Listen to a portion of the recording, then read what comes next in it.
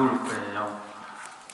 이 비유품이 분량이 많아서 사실은 지금 이 비유품을 배우게 되면 3분밖에 안 되지만 전체적인 이 분량으로 보면, 페이지수로 보면 이 법화경 전체의 한 4분의 1 정도, 4분의 1 이상을 배우게 돼요. 이 비유품까지 배우게 되면.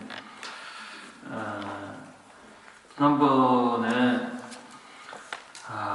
밑에서 7번째 줄, 8번째 줄, 내가 이제 너희를 위하여 이 일을 책임지고 보증하노라. 결코 헛되지 아니하리니 너희는 다만 부지런히 닦아 정진하라. 여기까지 말씀드렸습니다. 기억하시죠? 그래서 여러분들이 이 변함없는 진심으로 열심히 부지런히 닦아 정진하면, 왼쪽에 한문에 단당 권수정진하라 되어 있죠. 권수정진하시면 부처님께서는 이 일을 책임지고 보정하노라. 부처님께서 보정하십니다. 결코 헛되지 아니하리다 라고 부처님께서 이렇게 증명을 해주십니다. 그래서 여러분들이 이 도량에 오시면 무슨 일이든지 열심히 부지런히 권수정진하시면 부처님께서는 항상 여러분들을 위해서 책임지고 보정하시는 그런 일들을 하십니다. 여러께서 이 방편으로 중생을 권유해 나아가게 하고, 중생을 권유해 나아간다. 중생을 권유한다라고 하는 건 이제 방편이니까, 그렇죠? 방편으로서 중생을 권유해서 나아가게 한다. 방편 다음에 진실이 있으니까 나아가야죠. 그렇죠? 나아가서 너희는 마땅히 알지니라. 이 삼성법은 모두 성인이 다 칭탄하는 바로서 자제하여 매임이 없고 따로 의지하여 구할 것도 없느니라. 따로 의지해서 구할 게 없다. 이 삼성방편 일정진실이라고 하는 것은 모든 부처님의 한결같은 가르침이시고, 이 법 말고 다른 법이 없어요. 오직 부처님 법 이외에는 다른 사견들은 필요가 없다. 오직 부처님 법이래야 우리가 불도를 이룰 수가 있고 진정한 행복과 진정한 평화를 여러분들이 누릴 수가 있다. 오직 한 법이 될 거예요. 오직 불법인 거예요. 우리가 알게 모르게 열심히 살다 보면 부처님 법을 안 만나도 열심히 사는 사람들이 있어요. 그렇죠? 근데 그런 사람들은 세월 지나면 이 부처님 법을 만나게 돼요. 내가 이 선한 일을 하다 보면 이 선에 거치는 이 절집이 있는 거예요. 진짜 진리는 내가 진리를 찾아서 헤매다 보면 언젠가는 이 도량에 오게 돼 있고, 내가 진리를 찾아서 헤매다 보면 언젠가는 절집에 오게 돼 있어요. 이 돌고 돌아서 마지막에 도달하는 데가 이 자리입니다. 여러분들이 구인사 찾아서, 대광사 찾아서, 이 구인사, 대광사 알기 전에 얼마나 많은 데를 헤맸어요. 안 그랬습니까? 그렇게 돌고 돌아서 이 구인사까지 오시고 대광사까지 오셨잖아요. 따로 의지하여 구할 것이 없도다. 이 세술에 타면 무루의 건력, 각도, 선정, 해탈, 삼매 등을 스스로 즐겨 한량없는 편안한 쾌락을 얻으리라.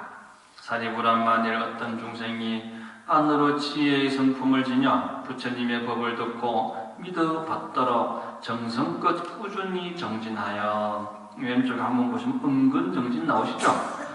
정진을 하더라도요, 하룻밤 하고 그냥 피식하고 그냥 진짜 김 빠져서 이렇게 금방 식어버리고 금방 식어버리면 안 돼요. 항상 이렇게 사람이 노력을 하더라도 은근 정진이 돼야 돼. 한결같은 정진이 돼야 되지. 하다 말고 그래 평생 가고 그 다음 생에도 또 하다 말고. 우리 이대 큰 스님께서도 돌을 닦는 거는 이 쇠불도 당기면 빼라. 쇠불도 당기면. 그런 말 있잖아요. 그렇죠? 하다 말고 하니까 안 되는 거나. 사람이 우리 기도하다 보면 몸과 마음이 열이 돼. 열을 받아서 열이 아니라 마음이 안정이 되고 편해지는 게 그게 열이야. 열. 모든 게 갖춰지는 게. 손가락이 몇 개예요?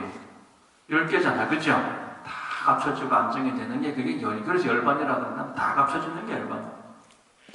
이게 자꾸 닦다 보면은 이 열이 난다고. 근데 거기서 내가 쉬어버리면 돼요, 안 돼요? 안 된단 말이에요. 더 끝까지 가가지고 완전한 부처 성부를 이루기 전까지 끊임없이 나가야 돼, 끊임없이. 그래서 우리 예, 밥도 뜸이 잘 들어야 된다잖아요. 그쵸? 급하다고 금방 먹으면 맛 뜸도 안 드는 거 먹으면 맛도 없고 입술도 대고 간단 말이에요. 뜸을 잘 들여야 돼. 은근 정진, 정성껏 꾸준히 정진해서 삼계에서 빨리 벗어나고자 스스로 열반의 긍정지를 구한다면 그 이름이 누굽니까? 성문이죠, 성문. 자, 그 다음에 저 장자의 아들들이 그 다음이 아니네요. 성문성인이라 저 장자의 아들들이 양이 끄는 수레를 가지려고 화택에서 뛰쳐나온 것 같다. 이게 성문이죠, 그죠? 또 이제 그 다음에 만일 어떤 중생은 성문 다음에 뭐겠어요? 영각이겠죠? 어떤 중생은 영각입니다. 어떤 중생이 부처님으로부터 법을 듣고 믿어 받들어 정성껏 꾸준히 정진하여, 이것은 뭐 성문이든 영각이든 한결같습니다. 은근정진, 변하지 말라는 얘기예요. 은근정진은, 그죠? 하다 말고 지친다고 포기하고 이게 아니라 변하지 말아라, 은근정진하라, 변하지 말아라. 한 장 넘겨서 자연해를 구해 혼자서 선적을 즐기며 모든 법의 인연을 깨달았다면 그 이름이 뭐라고요? 벽지불성이다. 영각을 얘기한다고 했습니다. 벽지불성은 영각이다. 인연을 깨달으니까, 인연, 오는 법과 가는 법, 생하는 법과 멸하는 법, 뭐 이런 걸 다 아는 게 인연법을 깨닫는 거죠. 그러면 벽지불성이다. 제일 위에 보시면 자연해가 나오죠. 자연스럽게 아는 지혜. 억지로 아는 지혜가 아닙니다. 지금 우리 큰 스님께서 하신 말씀이, 우리 소원이 이루어지는 자리에서는 마음이 편한 자리에서 모든 소원이 이루어진다고 하셨어요. 내가 할 일이 열심히 다 하고 열심히 기도하고 바르게 열심히 노력한다면, 암만 진짜 뭐 급박한 일이라 하더라도, 발등에 불이 떨어지는 그런 일들 같아도 마음이 편안하게 된다. 할 일을 다 하기 때문에 마음이 편안해. 이 자연해. 억지로 뭐가 되는 게 아니에요. 자연스럽게 되는, 자연스럽게. 하늘을 나르는 새를 보세요. 그게 억지스럽나? 바람을 만나면 바람에 몸을 맡기고, 물고기가 물 만난 듯이, 새가 바람을 만난 듯이, 그게 자연스러워지는 거야, 자연스러워. 아직 내가 억지스러운 게 있다면 내 도가 조금 부족한 거야. 근데 절집에 와가지고는 좀 억지스러운 것도 있어야 돼요. 억지로 쥐어 짜내는 것도 있어야 되고, 좀 억지스러운 것도 있어야 되고, 초심자들은 그런 과정을 또 거쳐야 됩니다. 그런 과정 없이 내가 애써서 간절함이 없이 자연스러울 수는 없어요. 아까 말씀드린 대로 이 편안함이 오려면 내 분수에 맞게끔, 내 직책에 맞게끔 열심히 정진을 해야 그 마음이 편안해지지. 내 할 일을 다 하지 않아도 어떻게 내 편안해지겠어요. 간절함 속에서 결국은 편안해지고 자연의 지혜, 자연해를 얻을 수 있다. 스스로 터득하는 지혜입니다. 이건. 자, 저 아들들이 사슴을 끊는 수레를 가지려고 화택에서 뛰쳐나옴과 같느니라. 이것이 영각이죠. 자, 그 다음에 성문, 영각 다음에 뭐죠?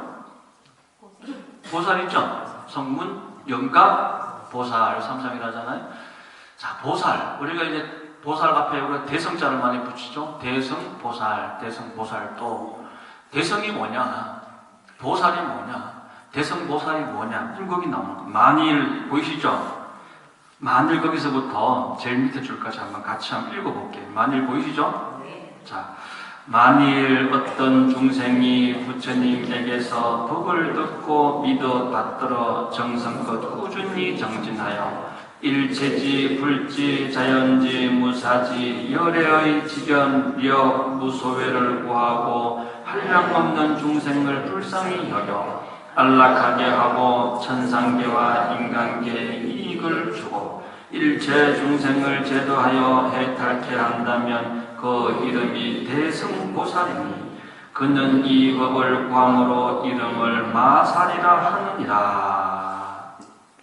이게 대승이고 보살이고 대승보살입니다. 여러분들이 대승이 뭔지 보살이 뭔지 잘 모르시겠거든. 이 대목을 여러분들이 기억하시면 됩니다. 봅시다. 만일 어떤 중생이 부처님에게서 법을 듣고 믿어 받들어 정성껏 꾸준히 정진하여, 은근 정진은 삼성에서 한결같습니다. 그죠? 자, 일체지, 불지, 자연지, 무사지, 열애의 지견, 이 뭔 얘기냐면 일체지다라고 하면 이 천태에서는요 일체지, 도종지, 뭐 일체종지 이 삼지를 이야기를 합니다. 주로 이제 이 얘기는 천태에서 많이 나오는데 이 일체지에 관련해 가지고는 이 천태 외에서도 뭐 구사론이라든가 다른 데에서도 일체지에 대해서 얘기는 해요. 근데 다른 곳에서는 일체지를 가지고 부처님의 지혜다라고 하지만 천태에서는 아니다. 일체지는 성문과 영각이 깨닫는 지혜다. 앞으로 갈 길이 멀다. 일체지 다음에 도종지가 또 있고 도종지를 이루어야 일체종지라고 하는 불지를 얻게 되게 돼요. 그래서 처음에 제가 말씀드린 일체지, 도종지, 일체종지 이 세 가지를 성문영각, 보살, 불이 깨닫게 되는 이 단계별로 깨닫게 되는 하나의 과정으로 여러분들이 이해를 하시면 되는데 이 내용을 천태에서 얘기하는 겁니다. 우리 천태에서 얘기하는 거고 또 많이들 이렇게 얘기를 합니다. 어쨌든 일체지는 성문과 영각이 깨닫는 것을 일체지다. 성문과 영각이 깨닫는 게 뭐냐면은 공을 터득하는 거예요. 공을 터득한다. 그 일체지가 뭐죠? 공을 아는 지혜입니다. 일체지다라고 하는 것은. 공은 어떻게 알게 되죠? 가를 통해서 공을 알게 돼요. 그러니까 유를 통해서 공을 알게 되는 거예요. 보이는 걸 통해서 보이지 않는 법을 알게 되는 거죠. 우리가 가 또는 유를 얘기할 때 우리 중생들이 겪고 있는 이 유의 세계 가장 큰 일이 뭡니까? 생사입니다. 생사. 우리 중생들이 겪고 있는 이 유의 세계에서 가장 큰 일은 생사죠. 이 생사를 깨닫는 거예요. 공을 깨닫는다라고 하는 것은 생사를 깨닫는 거예요. 그래서 이제 공을 깨닫는 것을 뭐라 그런다? 무슨 지혜? 일체지라고 한다. 이거 성문영각이 깨닫는 지. 일체지 다음에 뭐라 그랬죠? 도종지라고 그랬습니다. 참고로 알아두세요. 도종지다. 도종지는 성문영각 다음에 뭐죠? 보살이죠? 보살이 깨닫는 지혜를 도종지다. 이렇게 얘기를 합니다. 도종지다. 이 도종지는 공 다음에 뭡니까? 우리가 천태에서 얘기하고 있는 상관이 뭐예요? 공, 가, 중 있죠? 이 가를 깨닫는 거예요. 가는 어떻게 깨달을 수 있을까요? 자, 지금 생사를 깨달아가지고 생사를 통달한 지혜가 일체지혜예요. 공을 깨닫는 지혜예요. 그렇죠? 공이 됐어. 가는 공을 또 공으로 보는 거예요. 공조차도 공하다라고 바라보는 지혜가 가입니다. 이게 도종지예요. 도종지. 도종지 다음에 뭐였죠? 일체종지. 일체종지. 그래서 이 일체종지라고 하는 것은 공을 공으로 깨닫는 그 깨달음은 보살이 깨닫는 거죠. 그래서 이 생멸과 처음에 제가 말씀드린 이 공을 아는 지혜, 이 생멸을 깨닫는 지혜, 그리고 두 번째 이 도종지, 이 보살이 깨닫는 이 지혜, 공을 완전히 이제 터득하는 지혜. 이것을 양변을 다 깨닫는 거예요. 다 아는 거예요. 이 생사와 열반이 둘이 아님을 알게 되는 완전한 지혜. 중생들은 생이 있고 사가 있고 이 생사를 초월했다 치더라도 어디 열반으로 나아간다. 이 열반조차도 결국은 생사와 다를 바가 없다. 부처와 중생이 따로 구별이 되는 것이 아니고 생사가 따로 구별되는 것이 아니고 생사와 열반이 따로 구별되는 것이 아닌 일체종지.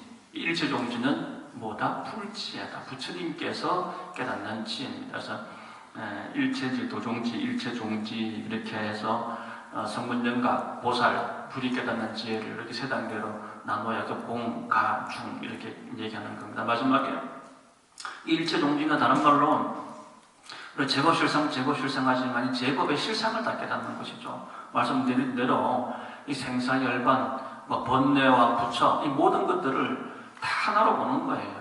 무슨 차별이 있는 게 아닙니다. 완전한 무분별지의 그 지혜가 바로 일체종지, 제법 실상을 아는 지혜. 그렇습니다. 그게 이제 지금 여기서 얘기하고 있는 거는 보십시다. 일체지는 아직 불지는 아닙니다. 그죠? 근데 그 옆에 또 불지가 있죠. 자, 일체지, 불지, 그 다음에 뭡니까? 자연지. 우리가 금방 배웠습니다. 자연지. 그 다음에 뭐가 나와요? 무사지가 나옵니다. 무사. 서성이 없는 지혜다. 무사지도 이제 다른 말로 불지다 이렇게 얘기를 합니다. 무사지도 스승이 없다. 더 이상 스승이 없는 거는 부처가 됐다라고 하는 거죠. 그죠? 성분도 영각도 보살도 스승이 있어요. 부처님이 계십니다. 하지만 스승이 없다라고 하는 것은 부처님만이 스승이 없죠. 그것은 무사지다라고 하는 것은 부처님의 지혜와 같아요. 우리가 여러분들이 결국은 내가 이 기도를 해서 이제 도를 깨닫는 과정들을 보면 스님이 암만 좋은 법문을 하고 좋은 경전에서 좋은 말씀이 쓰여져 있다 하더라도 깨닫는 건 누가 깨닫죠? 본인 스스로 깨닫죠. 그죠? 스스로 깨닫는 거예요. 스스로 깨닫는 거예요. 이 스스로 깨닫는 것을 또 다른 말로 무사지라 그러는 거예요. 스스로 깨닫는 지혜. 어떤 것도 여러분들 진짜 지혜는 스스로 깨닫게 되어 있지 그냥 스님들은 암만 좋은 법문을 해주신다 하더라도 그냥 좋은 인연을 맺어주는 거예요. 우리에게는 정말 부처님과도 같으신 종전 큰 스님이 계시지만 종전 큰 스님도 여러분들 대신해서 깨달아 주시지는 않습니다. 여러분들에게 귀한 인연을 맺어주시고 여러분들에게 발심을 하실 수 있도록 이끌어 주실 분이시지 깨닫는 건 누가 깨닫는다? 스스로 깨닫는다. 스스로 노력에 의해서 스스로 깨닫는다. 그것이 무사지다. 열의 지견, 불지견, 부처님의 힘, 무소외를 구하고 여기까지가 상구보리예요. 우리가 보살도 하면 상구보리, 그 다음에 뭐죠? 하화중생 이렇게 하죠. 그죠? 보살도, 보살의 길에는 두 가지가 있죠. 하나는 상구보리고 또 하나는 하화중생이다. 상구보리, 하화중생. 다른 말로 또 자리이타다. 뭐 이렇게도 얘기를 합니다. 자, 다시 한번 보시면, 우리가 참, 만일 거기부터, 만일 어떤 중생이 부처님에게서 법을 듣고, 부처님의 보리를 구하는 거예요. 그죠? 부처님의 법문을 듣고, 믿어 받들어 정성과 꾸준히 정진하여, 일체지, 불지, 자연지, 무사지, 여죄의 지견력, 무소외를 구하고, 라고 하는 것은 상구보리하고, 라고 하는 내용이고, 자, 그 다음에, 한량없는 중생을 불쌍히 여겨 부터는 뭐겠어요? 하화중생이겠죠. 그죠? 상구보리, 하화중생 이렇게 나뉩니다. 이게 보살도는 상구보리, 하화중생으로 지금 보시다시피 이렇게 나눠요. 중생을 불쌍히 여긴다라고 하는 요 대목이 이 문장이 이 법화경에는 참 많이 나옵니다. 이 대목이 나올 때는 인욕이 같이 나오게 되고 보통 그리고 자비가 같이 나오게 됩니다. 중생을 불쌍히 여기는 마음이 자비심이겠죠. 이 자비심은 그냥 나오는 게 아니에요. 인욕심을 가져야 됩니다. 인욕심, 욕됨을 내가 참을 수 있어야 돼요. 욕됨을 참을 수 있는 것도 뭔지 아세요? 자비심이 있어야 내가 욕됨을 참을 수 있어요. 자비심이 있어요. 그리고 또 욕됨을 참을 줄 알아야 진짜 자비심을 또 내게 돼요. 그래서 인욕이라고 하는 부분하고 자비라고 하는 거는 항상 같이 가게 되어 있습니다. 인욕자비, 인욕자비. 아시겠죠? 이 법화경에서 우리가 불자들이 지녀야 될 이 자세, 마음의 자세, 마음가짐으로 항상 인욕과 자비가 끊임없이 강조되고 있습니다. 특히 지금 우리가 배우고 있는 이 전문보다는 이 16품 이후에, 열애수량품 이후에 본문에서 이제 말로 이제 전문에서 도를 읽었다면 본문에서 이 도를 펴는 중생에게 회양하고 전법을 하는 그 시기, 그 자리이기 때문에 계속해서 인욕과 자비가 강조가 되면서 중생을 불쌍히 여겨서 안락하게 하고 이 대목이 계속 반복이 됩니다. 나중에 우리가 나중에 이 16품 이후에 보면 이 대목이 많이 나오게 되어 있어요. 근데 이 법문뿐만 아니라 이 정문에서도 이 비유품에서도 중생을 불쌍히 여겨 안락하게 한 이만큼 법화경이라고 하는 경전이 대단한 경전인 거예요. 이 자리가 되지 않으면 진짜 이탄은요 자리가 돼야 돼요. 내가 갖춰야 내가 알아야 남에게 아는 길을 얘기해 줄 수가 있고 그쵸? 내가 제대로 갖춰지지 않고서는 뭐라 그래? 남들이 영화에서 나오대 니나 잘하라고 그렇죠? 내가 갖춰놔야 돼. 내가 몸과 마음에 모든 갖출 바를 갖춰놔야 중생 제도가 될 수가 있습니다.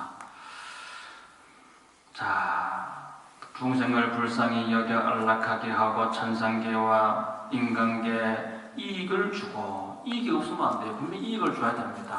이익을 주고 일체 중생을 제도하여 해탈케 한다면 우리가 뭐 기복불교 해가지고 기복불교를 비판하듯이 이렇게 얘기하는 사람들도 많습니다만은 절에 와서 복을 빌고 복을 받지 않으면 그게 절입니까? 많은 사람들은 기복불교를 나쁘게 평가하는 사람들도 되게 많아요. 뭐 기복불교를 멀리하고 뭐 작복불교를 뭐 기복과 작복의 차이가 뭔데요? 기복과 작복이 뭡니까? 진짜 기복은 작복으로 갈 수밖에 없어요. 기복과 작복을 이렇게 칼로 무 자르듯이 땡깡 자를 수 있는 건 세상 천지에 없습니다. 그런데 뭐 기복불교다 작복불교다 이렇게 나눌 수가 없어요. 우리가 복을 바라는 게 지금 여러분들 방금 가셔가지고 김장 준비하시고 지금 이렇게 법화경 공부하는 것도 하나의 기복입니다. 이거 기복이자 작복인 거예요. 기복이자.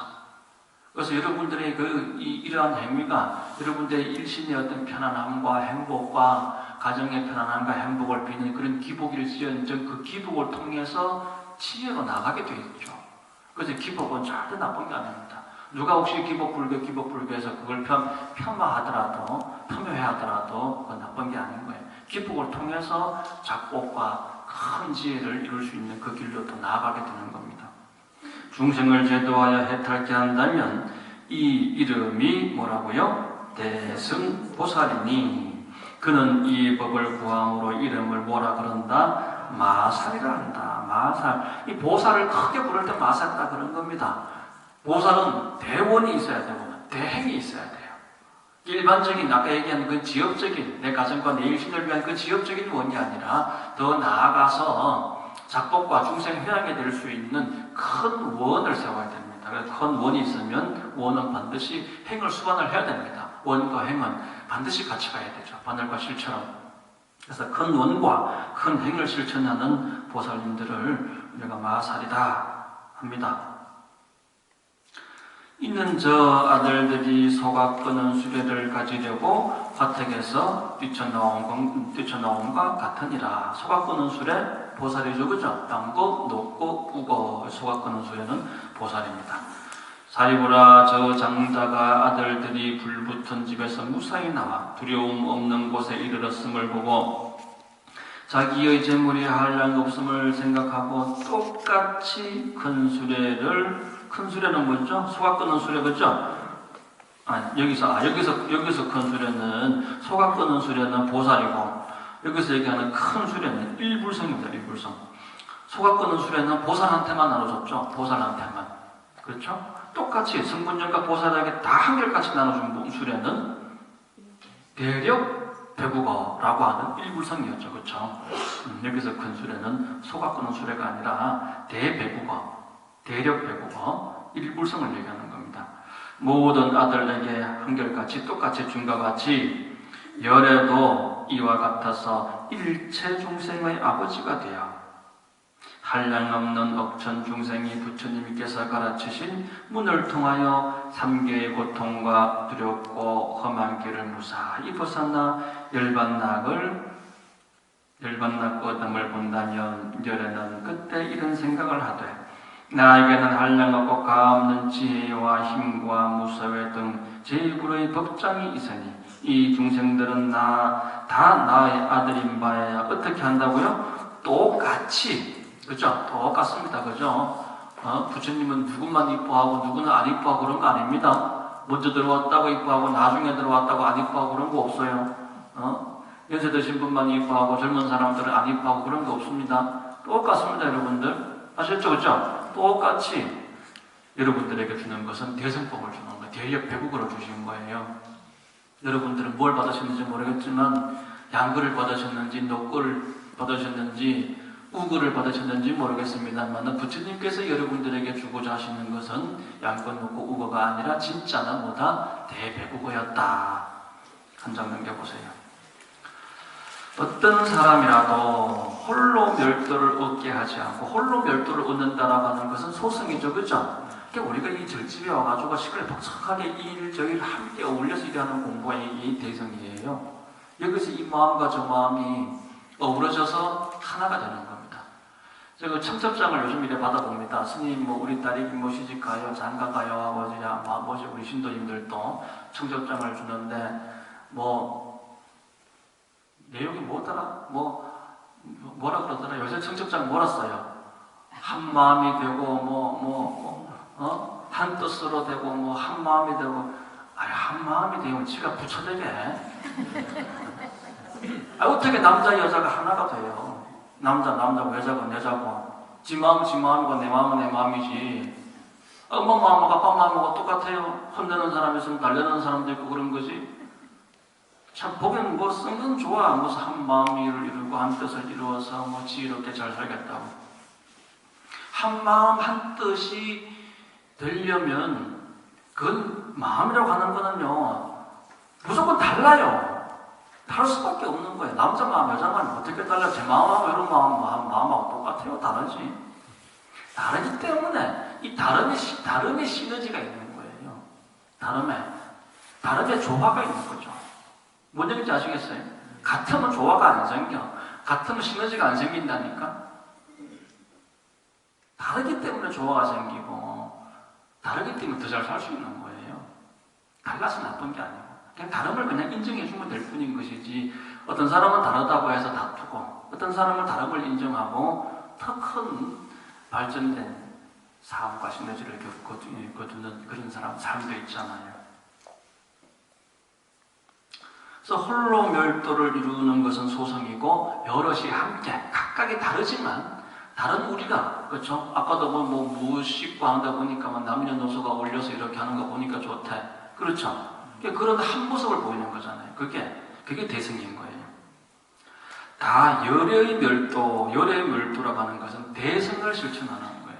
대승을 실천해서 육바라미를 실천해서 이 법화경을 실천해서 일불성에 도달하는 것이 열의 멸도다. 열의 멸도로서 멸도하게 하리라.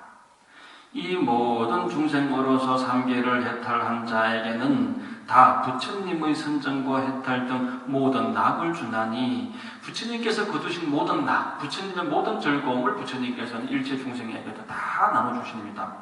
이것은 한 모습, 한 종류로서 성인의 칭찬하는 바이며 능히 깨끗하고 묘한 제1의 낙이 생기느니라. 부처님께서 아무리 선정과 해탈 등 모든 이런저런 낙을 주셔도 결국 그것은 한 모습입니다.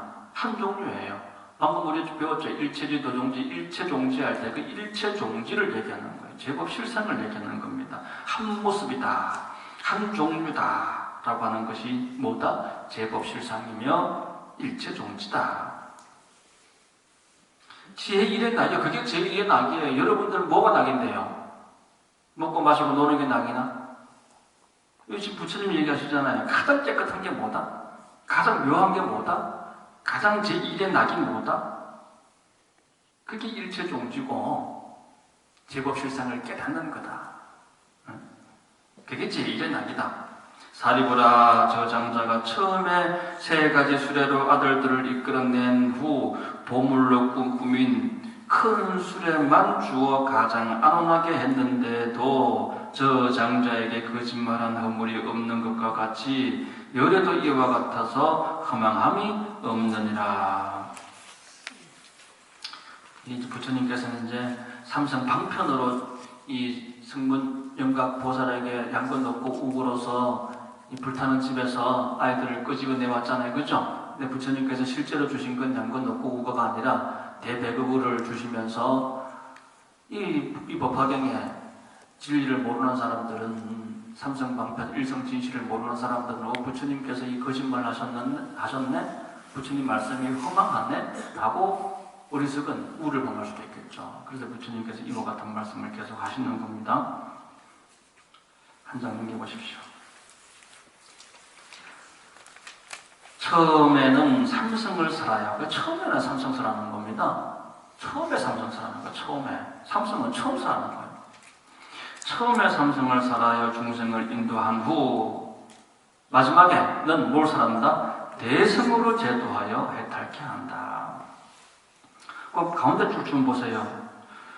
가운데 줄에 보면 모든 부처님께서는 방편력을 쓰시는 까닭으로 일불성에서 분별하여 삼성을 설한다. 사실 일불성과 삼성이 다를 바가 없죠. 일불성에서 삼성이 나왔고 삼성은 다시 또 일불성으로 들어가는 겁니다. 일불성을 중생이 알지 못하기 때문에 일불성을 설명하기 위해서 일불성으로 이끌기 위해서 삼성이 동반될 수밖에 없었고 삼성을 깨닫게 해서 다시 또 일부성으로 귀일게 한다. 자, 부처님께서는 또 이 법을 거듭 펴시고자 개성으로 다시 설명하십니다. 앞전에 우리가 배우신 그 내용을 다시 설명하십니다. 한 장 넘겨보세요. 이 개성으로 설명한다고 해서 무조건 또 그냥 중간 생략하고 넘어갈 게 아니라 이 내용을 보시면 조금씩 또 다른 내용들도 조금씩 나와요. 들보가 기울고 축대가 무너졌고 담벼락은 갈라지고 이 등등등이 이게 이 모습들이 4대 육신이 늙어가는 거, 병들어가는 그렇죠. 그 내용들입니다. 그 밑에 두 번째 단락 솔개, 올빼미, 수리, 독수리, 까마귀, 까치, 산비둘기, 집비둘기 여기까지는 하늘을 나르는 새들 있죠. 그래서 이 새들은 하늘에서 이 땅 위에 있는 뛰어다니는 이 짐승들을 잡아먹기도 하고 그렇죠. 그래서 뭐다? 하늘을 나르면서 아래를 내려다보는 중생의 교만심, 중생의 거만함 이런 걸 얘기하는 겁니다. 이게 지금 솔개, 올빼미가 왜 등장했겠어요? 깔보는 걸 얘기하는 거예요. 중생을 깔보는 그런 거만한 어리석음. 남 자치는 높고 남은 경시하고 하는 그런 거만함. 그 다음에 까치, 독사, 살모사, 정갈진해, 그리마 이건 뭐죠? 다 독이 있죠. 그죠? 이거는 중생이 성내는 마음, 독한 마음을 상징하는 겁니다. 그 다음에 도마뱀, 노래기 이런 거 있죠? 얘들은 좀 어두침침한 데 살죠? 무명을 상징합니다. 무명. 도마뱀하고 노래기는 독두 무명이라고 그래가지고 홀로 우뚝한 무명. 지 혼자서 일어나는 무명을 얘기하는 거고, 그 다음에 쪽제비, 살쾡이, 새양쥐, 쥐 이것은 상응 무명이라 그래가지고 다른 것들과 상응해서 일어나는 무명을 얘기하는 겁니다. 다 무명이지만 도마뱀하고 노래비는 독두 무명, 홀로 일어나는 무명이고, 쪽제비, 살쾡이, 새양쥐, 쥐는 공통점이 뭔가요? 꼬리가 있어요. 꼬리. 그렇죠? 꼬리를 달고 가잖아요. 그래서 상응 무명이라고 그래. 다른 것과 결부해서 함께 일어나는 꼬리가 긴 짐승들의 비유해서 지금 이렇게 얘기하는 겁니다. 갖가지 나쁜 벌레들이 뒤섞이고 달리고 똥 오줌 냄새 나는 곳에 더러운 것 흘러넘치며 새똥구리 말똥구리. 이게 새똥구리 말똥구리 왜 보셨죠? 요새 뭐 애들은 잘 못 보지만 새똥구리 말똥구리 똥속에 파묻혀가지고 이게 중생의 문명을 계속 얘기하는 거예요. 중생의 어리석음입니다. 어리석음에 파묻혀 사는 중생들을 얘기하는 거예요. 똥이 어리석음이에요. 똥이 어리석음이고 어리석음에 파묻혀 사는 중생. 지금 여우 같은 마음, 이기 같은 마음, 상당히 같은 마음 이렇게 다 나오죠? 하나 넘깁시다. 주림으로 당황하여 곳곳으로 먹을 것을 찾아. 곳곳에서 먹을 것을 찾고 있으면 탐욕심을 얘기하는 거죠. 중생의 탐욕심. 서로 다투고 으르렁거리고 뭐 시끄럽게 지지대고 하는 거 이게 뭐예요? 의심하는 거예요. 서로 뭐 지들끼리 으르렁거리고 하는 거 이게 의심하는 거. 그 집이 두렵고 무서워 경계가 이러하더이더라. 그 지금까지 여기까지는 다 짐승들이 나왔죠. 검수가 나왔습니다. 지금까지 쭉 나열된 거는 자, 그 뒤에 나오는 건 뭐냐면은 귀신들이 나와요. 짐승은 완전히 어렵습니다. 문명이 오로지 문명이야. 근데 귀신들은 아주 얕은 지혜가 있어. 귀신들은 도깨비, 헛개비, 뭐 야차, 악귀 등등등 그 밑에 줄 보면 알을 깨고 새끼를 쳐서 이 알을 까고 새끼를 친다라고 하는 것은 이게 또 다른 인과를 불러들이는 겁니다. 우리 저 앞전에 우리 방편품인가요? 거기서 고가 꼴을 낳는다라고 하는 이야기들을 배우셨죠, 그죠? 고통에 고통을 낳는 거. 괴로움을 잊고자 술을 먹고 괴로움을 잊고자 뭐 담배를 피우고 마약을 하고 이 고통에 고통을 낳는 그런 모습이죠. 알을 까고 새끼 쳐서 이 그 모습입니다. 먹고나 배가 부르면 모진 마음 더하여 이게 미혹으로 어리석음으로 가득한 거예요. 술을 땡기고 담배가 담배를 부르고 그런 모습들 아닙니까? 자, 이 지저분한 얘기가 많이 나오네. 한 장 넘깁시다. 계속 그런 내용들이, 그죠? 이게 여기 있는 이 내용들이요, 다 우리가 가지고 있는 우리 마음짜리를 얘기하는 거예요. 중생들이 가지고 있는 그 마음짜리니까, 부처님께서 왜 이렇게 상세하게 이렇게까지 무섭게 이렇게 이렇게 말씀하셨지?가 아니고, 여러분들도 모르는, 순간순간 일어날지도 모르는 여러분 속에 있는, 내재되어 있는 이와 같은 마음들이 있다, 이거죠. 이와 같은 마음을 많이 쓰면 다음 생에 이와 같이 태어나게 되는 거고, 이와 같은 마음을 쓰지 말아라 하는 겁니다. 한 장 넘기시고, 또 한 장 넘기시고, 또 한 장 넘기시고, 다음은 그 내용이니까, 그죠? 계속 그 내용이에요. 이 집 구석은 참 대단하다, 그죠? 여러분들, 저도 저는 제가 입산해가지고, 속가 속인들 집에는 제가 거의 안 가봤어요. 한두 번 가봤어요. 한두 번. 제가 우리 속가 우리 형집에 한번 가봤고, 또 옛날 우리 돌아가신 제가 주지했던 전에 신도 회장님 네 집에 딱 한 번 가봤고, 이제 두 번 가봤는데, 불러도 밖에서 만나면 되지, 본인들 집에 갈 일이 거의 없잖아요. 근데 가보면은요, 석인네들 집에 가보면은, 이미 대문 밖에서부터, 야, 이 집 우운이 있다. 복을 받겠다. 이 집 꼬라지 하고는 하고, 야, 복도 아니고 복 쪼가리도 없겠다. 표가 딱 납니다, 여러분들. 현관문 딱 들어갈 때 표가 나요. 이 집은 정말 운이 있고 복이 있겠다. 현관문에 광차가 납니다, 복이 있는 집들은. 어떤 집들은 쓰레기 안 버려가지고 분리수거도 안 해가지고 썩어 빠진 물들이 흘러사고, 신발이 여기 한 컬이 저기 한 컬이, 한쪽은 집 안에 있고 한쪽은 집 밖에 있고, 신발하고 음식하고 같이 있는 집들도 많아. 신발은 발바닥 밑에 신는 게 신발인데, 그래, 이 머리로 이 음식 먹는 거하고 거기다 같이 갖다 놓는 집들, 옷을 걸어놔도요, 반듯하게 가야 돼, 반듯하게. 속옷이 있을 자리가 있고, 어떤 사람들 옷 벗어 놓는 것도 봐봐요. 퇴근하고 집에 오는 거 보면, 애들이 학교 갔다가 집에 오는 거 보면, 제가 복을 받겠다 말겠다가 표가 딱 난다니까. 애들 봐봐, 인사도 안 하고 신발 한 개는 밖에 벗어놓고 한 개는 안에 맨날 몸하고 같이 따라 들어오고, 퇴근했다고 집에 들어와가지고는 이 가다마요, 양복. 이 가다마에 벗어 걸어놓고 거기다가 또 바지 벗어놓고 빤수를 제일 위에다 척거쳐놔. 옷도 위아래가 있어요. 옷도 위아래가 있는 거예요. 그런 집에 뭔 부처님 운영하겠어요? 다 있을 자리예요. 얘가 있을 자리가 있고, 어른이 있을 자리가 있고, 신도님들이 있을 자리가 있고, 이 법사 스님이 있을 자리가 또 있고, 어떤 건 두두물물이 있을 자리에 다 있는 거예요. 다 여기 불곡산이 있고, 광교산이 있고, 법화산이 있고, 있을 자리 다 있는 거예요. 있을 자리 못 찾아가는 건 중생들만 그래.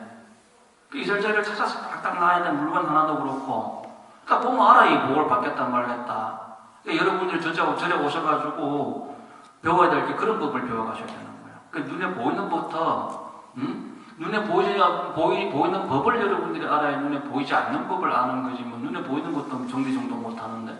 그래서 제가 여러분들께 늘 자주 말씀드리는 내용 중에 하나가 정리정돈이라는 말씀 자주 말씀드리잖아요. 근데 그건 이 집구석이 이게 지금 정리정돈이 된 집구석이 이 집구석이 지금 그렇잖아. 그죠? 그래서 여러분 항상 정리정돈을 깨끗이 하시면 정리정돈 청정한 운이 여러분들 집안에 가득 들어오게 되어 있어요. 설사 부처님하고 인연이 없는 집들도 이렇게 정리정돈을 하다 보면은 청정한 부처님 운, 부처님 인연을 만나게 돼 있어요. 살다 보면. 자, 어디까지 넘기시냐 하면 265페이지까지 가보세요.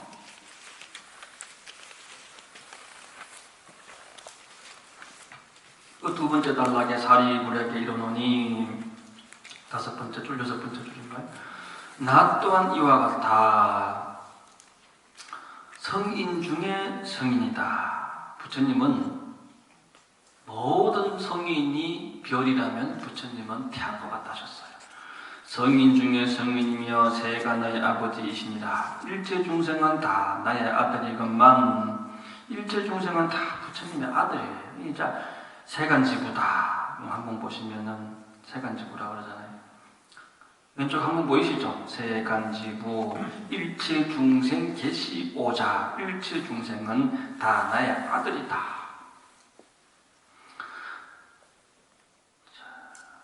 제일 밑에 줄에 한번 보십시오. 지금 이 3개가 다 나에게 있으니, 이 법화경에서 유명한 대목 중에 하나가 지금 이 대목인데, 이 부처님께서 구족하신 3덕이라고 있어요. 3덕, 3가지 덕이 있는데, 주덕, 친덕, 사덕, 그렇습니다. 주, 친, 사. 이 3가지 덕이 지금 이 대목입니다. 지금 3개가 다 나에게 있다라고 하는 것은 주인입니다. 주인, 주인입니다. 주인. 이 3개의 주인이 바로 부처님입니다. 부처님은 주인이에요. 부처님은 구세주, 이 세상의 주인입니다. 부처님은 우리의 주님이세요. 주님 하니까 또 엉뚱한 생각하지 말고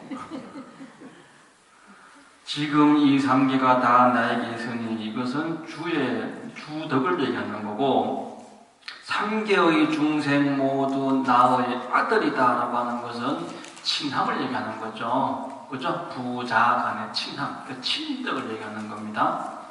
그 다음에 이제 여기 갖가지 환난이 많으니 오직 나만이 능히 구호할 수 있느니라.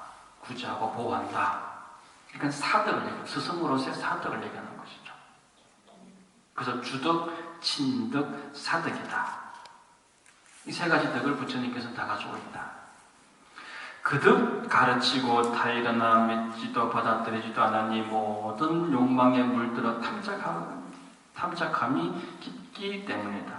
그리하여 방편으로 삼승을 설하여 중생이 3개의 괴로움을 알게 하고 출세관들을 열어 보이려고 연설하느니라.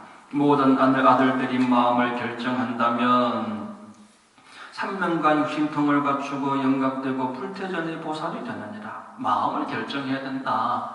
우리 큰 스님께서 마음을 정하라, 마음자리 정해야 된다는 말씀을 참 많이 하시는데, 마음자리 정하기가 참 어렵죠. 마음자리 정한다. 마음자리를 빨리 결정을 해야 됩니다. 마음자리를 정해서 어떤 것에도 흔들리지 않게 오로지 불법을 구하는 그 마음으로 간다면 삼명과 육신통을 갖추고 영각되고 불태전의 보살이 된다. 한 장 넘겨서 제일 아랫줄에 제일 마지막 단락 밑에서 3번째 줄 보십시오. 자, 이와 같은 까닭으로 시방세계를 두루 찾아 구할지라도 부처님의 방편 제외하고 다른 수레가 없느니라. 제가 처음 시작할 때도 지금 이 말씀 드렸죠. 오직 부처님 법밖에 없다. 부처님의 방편 제외하고는 다른 법이 없다.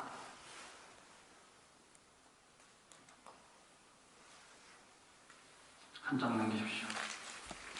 사리불에게 이르노니 너희는 모두 다 나의 아들이요 나는 곧 아버지이다.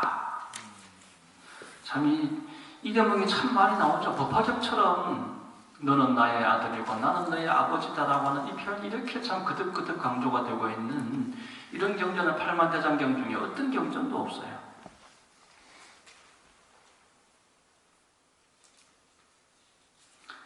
그 밑에 달라 보시면 내가 비록 앞서 너희에게 멸도하였다고 설했으나 다만 생사를 다했을 뿐이요 실은 멸도가 아니다. 이제 너희가 할 바는 오직 부처님의 지혜를 구하는 일이다. 지금 이제 너희들이 이제 공부해가지고 뭘 좀 깨달았다 하더라도 그거는 그냥 생사를 벗어나는 거예요. 생사를 벗어나는 거는 공가중 중에 뭐라 그랬죠? 공을 좀 아는 거예요. 공을 좀 아는 거다. 상분정각의 지혜밖에 안 된다. 일체지다. 불지로 나아가야 된다 이겁니다. 한 장 넘기십시오.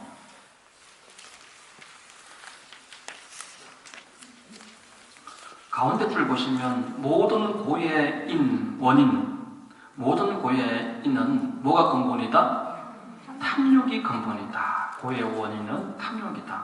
우리가 사성제 할 때 사성제가 뭐라 배웠나요? 고, 집, 멸, 도라 배웠죠. 모든 고의 원인은 탐욕, 집착심이에요. 집착심. 탐욕이 근본이니 탐욕을 멸하면 의지할 바가 없느니라. 모든 고 다 멸함을 일러 제3제라 하느니라. 고제, 집제, 멸제. 멸제가 몇 번째예요? 세 번째죠? 그렇죠? 그래서 그게 3제예요. 3제. 그래서 모든 고를 다 멸한다. 세 번째니까 고집 멸이 세 번째니까 이를 일러 제3제라 하느니라. 멸제, 고제, 집제, 멸제. 멸제를 위해서는 마지막에 고집 멸 다음에 뭐죠? 도제를 닦아 지내야 하느니라. 모든 고의 결박에서 벗어나는 것을 해탈을 얻었다 하느니라. 이 사람이 어디에서 해탈을 얻으랴? 다만 허망함을 벗어남을 해탈이라 한다. 허망함을 벗어남을 해탈이라 합니다. 여러분들 해탈하고 싶죠? 허망함을 벗어나야 돼요. 중생들은 허망한 것에 집착을 하는 거예요. 오용락에 집착을 해요. 오용락은 다 허망한 거예요. 오용락은 다 허망한 건데 그 허망한 것에 집착을 하기 때문에 해탈을 하지 못하는 겁니다. 한 장 넘기십시오. 또 두 번째 단락. 나의 뜻에도 멸도에 이르게 하려고는 하지 않았다. 멸도, 여기서 멸도 소성의 멸도죠. 나는 법왕이라 법에 자제하니 중생을 안온하게 하고자 세상에 출현하였느니라. 사리보라. 나의 이 법인은, 여기서 법인은 실상인, 제법 실상인을, 나의 이 법인은, 실상인은 세상을 이롭게 하고자 사람이니 아무 데서나 망령되이 사라지는 말씀이라.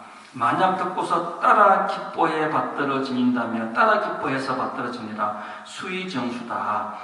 따라 기뻐해야 된다. 함께 기뻐해요. 함께. 남이 기뻐하면 함께 기뻐하는 거. 그렇죠? 네. 따라 기뻐해 받들어 지니면 알지어다. 이 사람은 불태전의 보살이니라. 만약 이 경의 법을 믿고 받들어 지니면 이 사람은 일찍이 과거부를 징견하고 공경하며 이 법을 들었느니라. 어떤 사람이 능히 내가 설하는 바를 믿는다면 이는 곧 나를 본 것이 되는 것입니다. 그러니까 지금 보세요.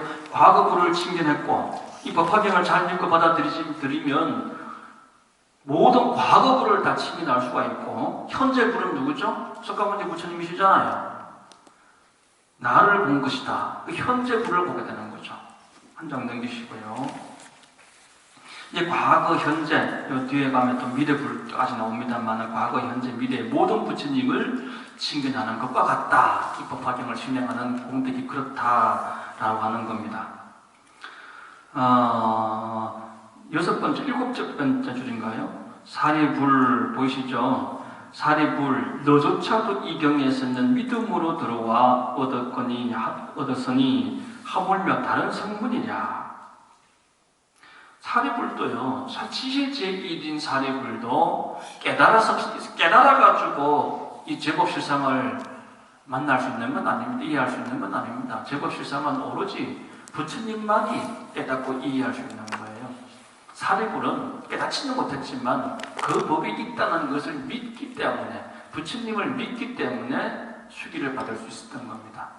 그러니까 여러분들도 이 일불성이니 이 법화경이 이 세계니 성불이 어쩌고 하는 거를 여러분들이 참 다 알지는 못하지만 여러분들은 믿잖아요. 그렇죠? 믿으니까 이 자리에 오신 거예요. 이 자리에 오셨기 때문에 성불의 인을 여러분들이 또 맺게 되는 거예요. 성불의 인을. 그래서 믿음으로서 출발하게 되어 있는 겁니다. 어떤 깨달음이든지 간에 믿음으로 출발하게 돼요. 믿음으로. 아무리 사리불이라 하더라도 지혜제인 사리불을 또 믿음으로 출발해서 지금 여기까지 왔고 수기까지 받았지 않느냐. 사리불이 다 깨달아가지고 수기 받은 건 아니다 이거예요. 지금 이제 마지막 단락의 내용들이 쭉 보시면 이 경을 살아야 대상과 살아지 말아야 될 대상이 쭉 나옵니다. 먼저 살아지 말아야 될 대상들이 그 밑에 줄들에 나옵니다. 마지막 네 번째 줄부터 교만하고 게으르고 악연을 세운 자. 악연이라고 하는 건 나 외에 나만 알아. 나 외에 다른 사람 이야기를 듣지도 않는 그런 사람들, 뭐 오역에 탐색하는 사람들, 이런 이들에게는 살아지 말지니라. 한 장 넘겨보세요. 이 경을 헐떡 비방하면 일체세간의 부처님 종자를 끊는 것이 되느니라. 이것처럼 큰 죄가 없어요.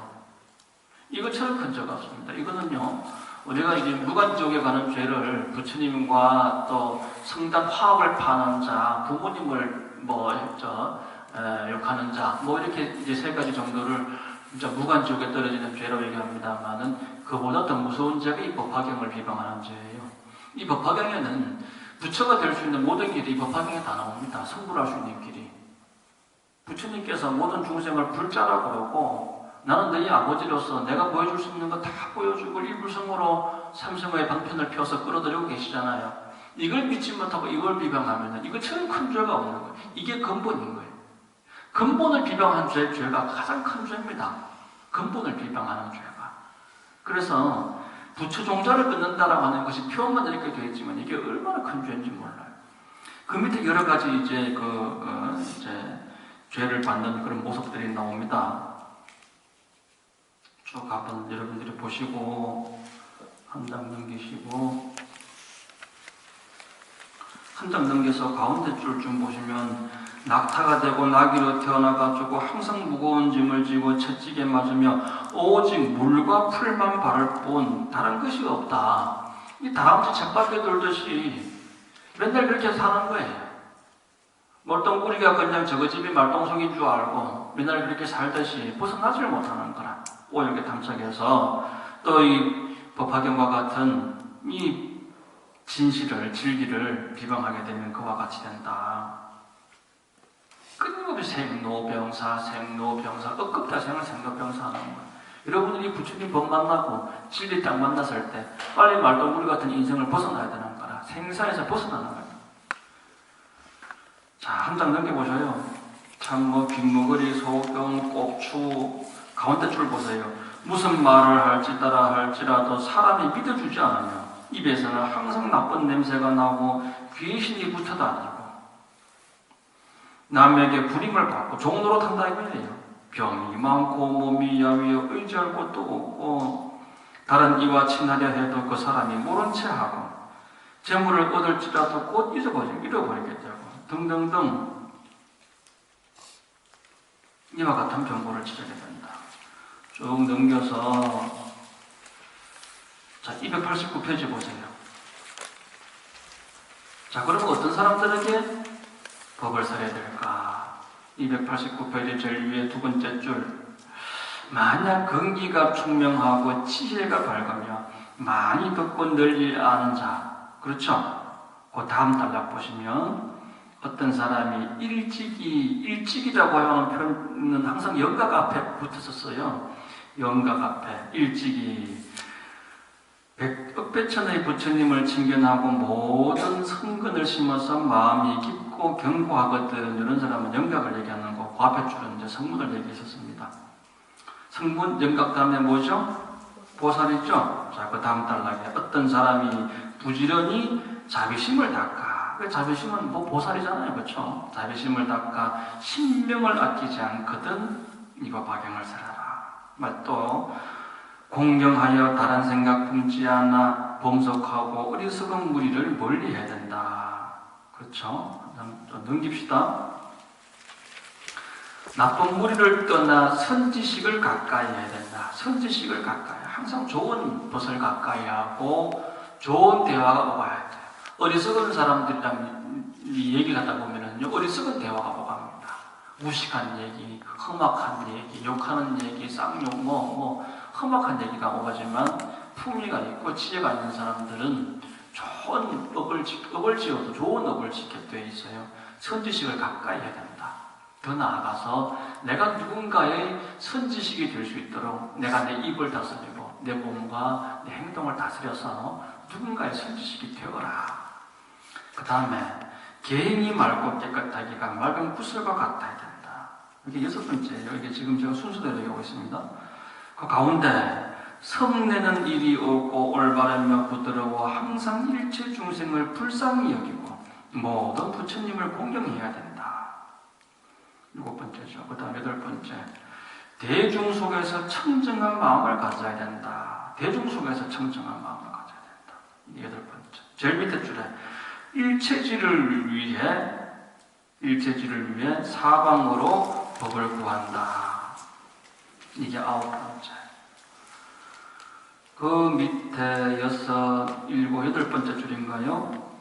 대성경을 구하여 얻으면 반드시 지니고 요 대목이 있죠? 여기 10번째입니다. 대성경을 구하고 얻으라. 이 법화경뿐만 아니라 여러분들 뭐 금강경도 대성이고 화엄경도 대성이고 뭐 여러 가지 좋은 경전들 많습니다. 그런 경전들 다 읽어보세요. 우리는 물론 법화경이 경중의 왕이고 최고 수성하다 그러지만 금강경도 참으로 중요한 경전이고 화엄경, 뭐 능엄경 뭐 이런 경전들 참 읽어보시면 참 공부가 됩니다. 마지막 단락에 밑에서 3번째 줄 이 같은 사람들은 능히 믿고 이해할 것이니 너는 응당 그들에게 묘법연화경을 설할지니라 하면서 이제 법화경 비유품이 끝났습니다. 그래서 이 법화경이 참으로 귀중한 경이지만 이 경을 설하는 데 있어 가지고는 내가 그와 같은 이 마음자리가 되어야 되고 상대방도 이 법화경을 받아들일만 할 수 있는 적어도 법화경을 비방하거나 법화경을 의심을 하지 않을 그 사람에게 이 법화경을 전해야 서로 간에 업이 되지 않습니다. 아시겠죠? 자, 오늘 비유품 다 마쳤고 다음 시간에 신예품을 함께 공부하도록 하겠습니다. 오늘 누가 독서하실 분 있나요? 자비 주신 분, 양도하실 분? 네, 나오세요. 자, 자리에서 일어서세요.